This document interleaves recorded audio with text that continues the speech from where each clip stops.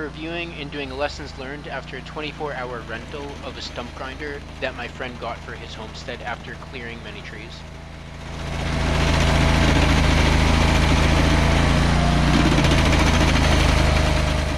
We noted that there are a few things that are good to have. One of those is a helmet with a mesh visor and ear protection. This just makes the whole process go a lot more smoothly since you can get up and close with machinery and not be afraid about chips flying and hitting in the face, because that happens very often with these machines. A heavy-duty dirt rake to pull the chips away. A leaf blower to clear the stumps a little bit better so you have visibility after clearing. Having lots of extra gas on hand is definitely a good idea, because in the 24-hour period we went through about 25 gallons of gas. That was probably over about 15 hours of use at pretty much full throttle on this machine. It just burned much more than we initially thought. Thankfully there was a lot of gas on hand, so we didn't have to run out, but if you're on a very tight schedule, running out to go get gas in the middle of the rental period is certainly going to eat up a lot of precious time. And this is another basic thing, but if you have many stumps in a tight schedule, having a second person is incredibly helpful, because as one person is grinding away, the other can be clearing the chips, getting gas, doing anything else that a second person wouldn't be able to do alone, and this just makes the process go a lot faster.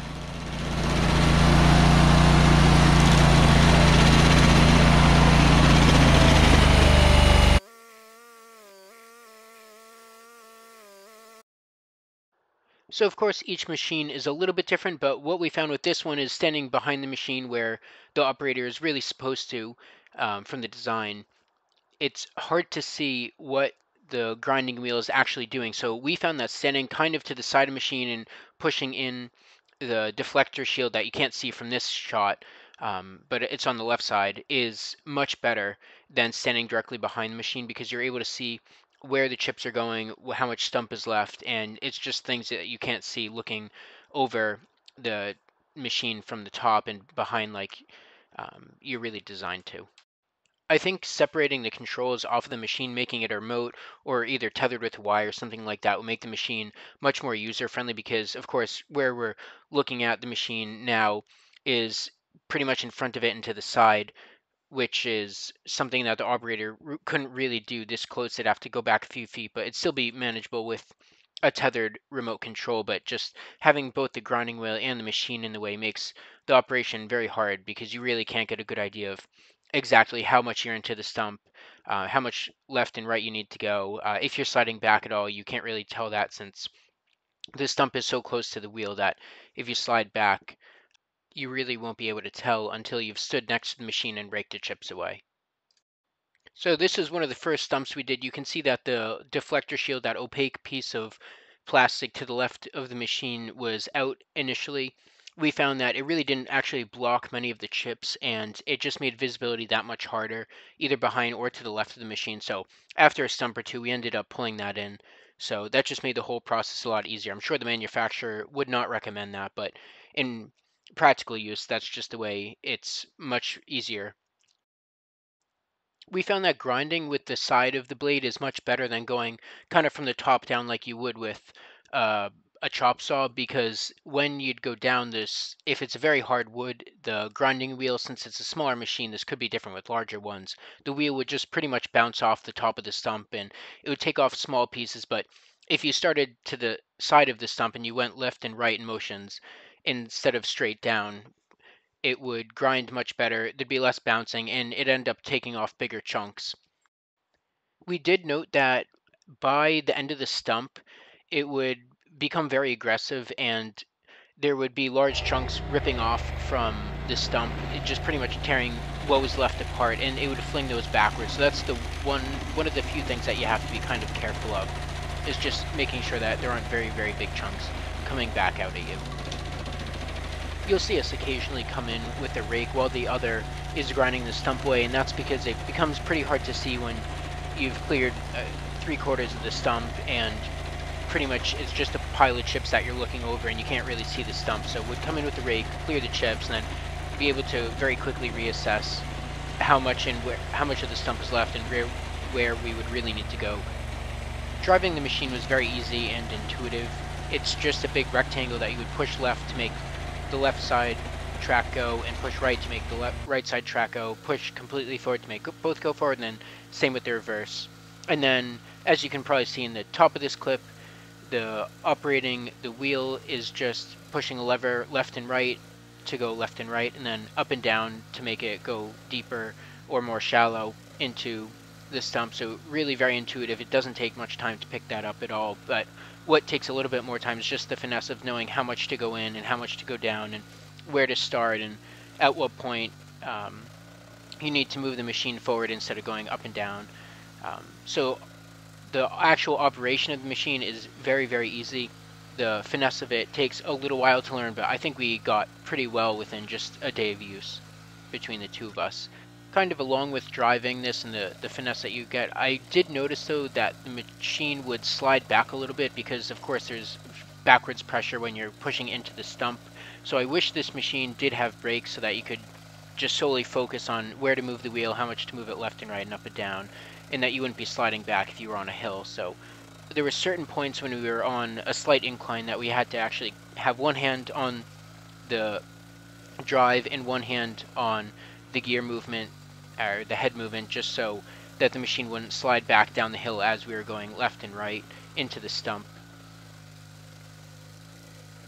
It was only a slight movement backwards, so it was kind of hard to tell when exactly you were going into the stump and when you were just going into the dirt that you'd already kind of broken up and churned up, because it would move back slowly, so it was rather hard to tell. But it was definitely awkward having to hold the handle of the machine moving the wheel and having the other arm across just to hold the machine in place.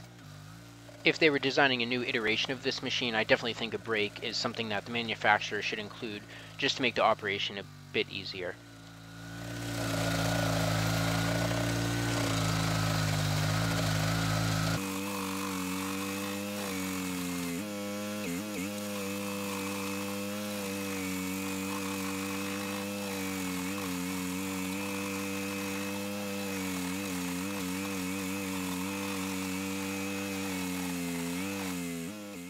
So basically the story with this machine is my friend got a property, a little homestead in New Hampshire, and it was all wooded, and throughout the first 6 to 12 months of ownership he took down maybe 20 or 30 trees, many of them very, very large pines, and a few of them hardwoods, not too big. You saw a few here that we've already cut, and he's got a little backhoe, but it's just not really enough to take out the large stumps. Like for example, some of the pines are 3 or 4 feet across.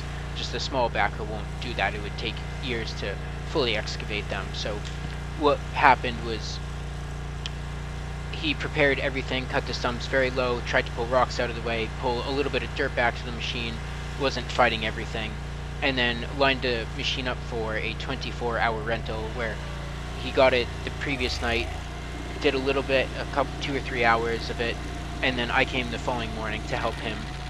And we spent the day together. It was probably a 12-hour day total. Took maybe a half-hour break during lunch, and that was pretty much it. The machine was going the whole time. It took a ridiculous amount of gas, maybe I think 25 gallons or so throughout the day. And the goal was to get maybe 12 to 15 stumps done, but we ended up doing about 20 throughout the day. And like I mentioned, many of these were very large, and having a second person was very helpful because one person could be operating the controls while the other was, like I said, raking leaves or raking chips away, using the blower to do that, to get more gas or anything else that had to be done.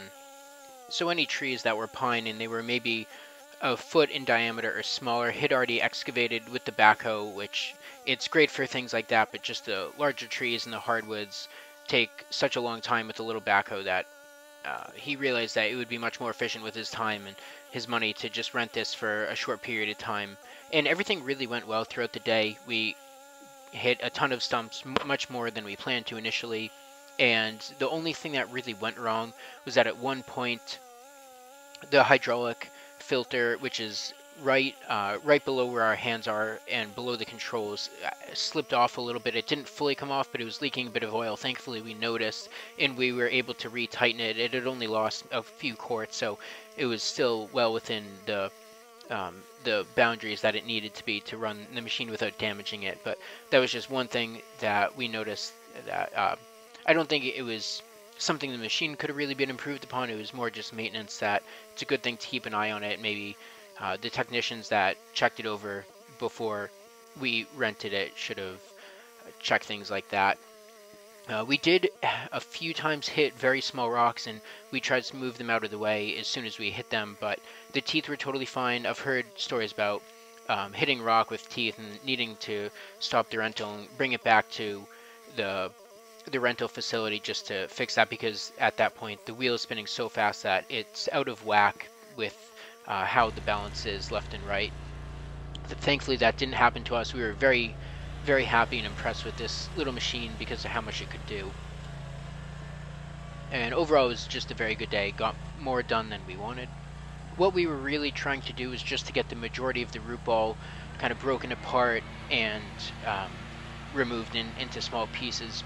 It's not really an efficient use of our time to go after each little tendril of a root that goes far away from the root ball, because those can be much more easily pulled out with either the backhoe or manually.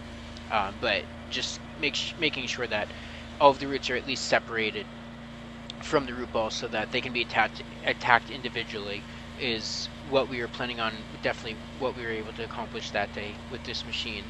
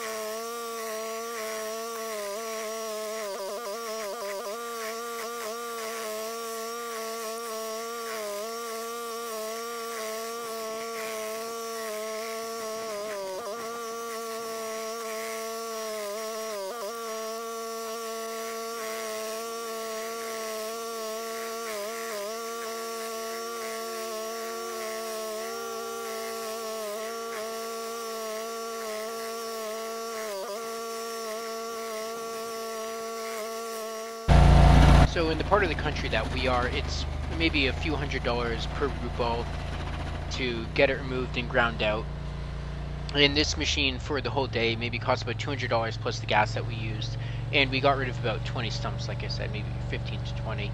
So it's a much more cost-effective way to be able to really prepare your land very quickly without spending hours and hours and hours on the backhoe or getting somebody with a bigger machine to do it. So it's cheap, it's pretty quick, it's efficient, and it really leaves you with just a little bit of wood chips to deal with, which is much easier than dealing with big heavy root balls and dealing with the dirt and trying to clean them off before you move them to the town dump or wherever you have to put them. This just really seems like a great option and worked pretty quick. It was pretty easy.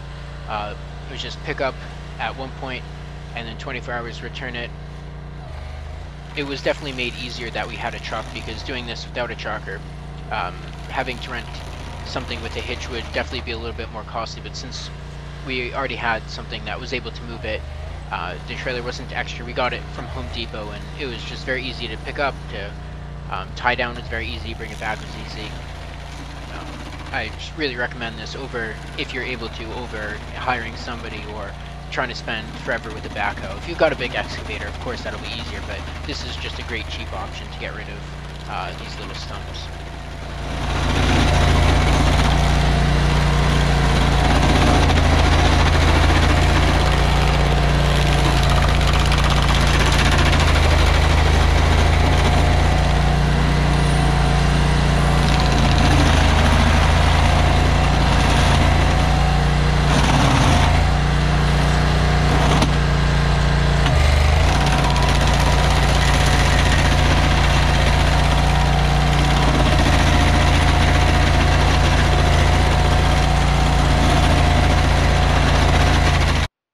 What I did with this stump was take a first pass that was maybe half the diameter of the wheel, went across the whole stump, and when that was done, came back and started again lower to get below the surface of the dirt. I found that was much easier than taking the root all the way down below the surface, moving forward, taking it down again, and then moving forward. This way I could just tackle the height of the stump between maybe 4 and 6 inches, do the whole thing, and then come back.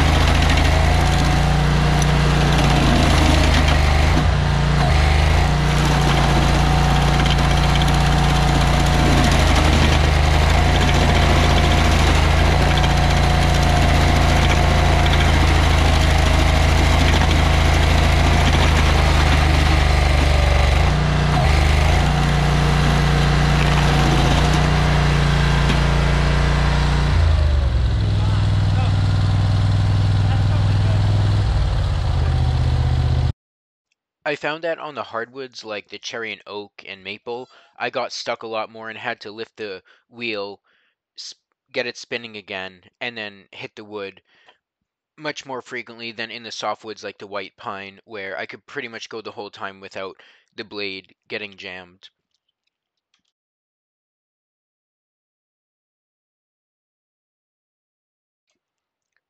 This stump specifically was one of the ones that I had trouble with sliding backwards without really realizing I wasn't still in the wood, just because I was doing it slightly uphill, so the weight of the wheel and the force of it would push the whole machine backwards just a fraction of an inch, and I wouldn't notice that it wasn't still hitting the wood, but rather just the chips, and they would just fly about. So I thought I was in contact with the root ball, but really I was just moving the chips around, which wasn't helpful. But it was also hard to see otherwise.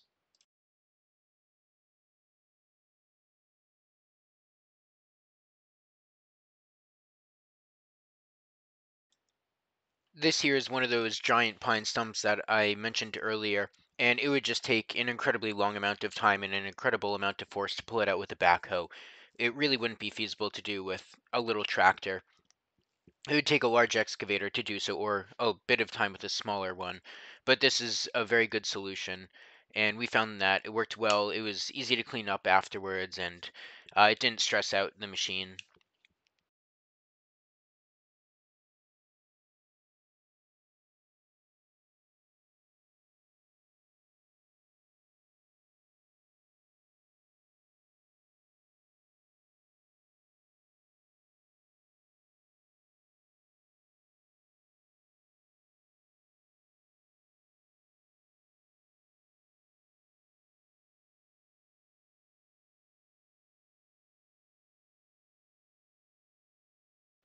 As you can see, my buddy in the background is going at one of the large pine stumps with his chainsaw. It just takes so much less time to cut another 6 inches off than it would be to grind it all up. So just trying to be efficient with our time, like I'd mentioned before, it seemed to be much more beneficial to have the stumps as small as possible so we don't spend time on them with the grinder. And the reason he hadn't done this in a previous day was because he didn't think we would get that far.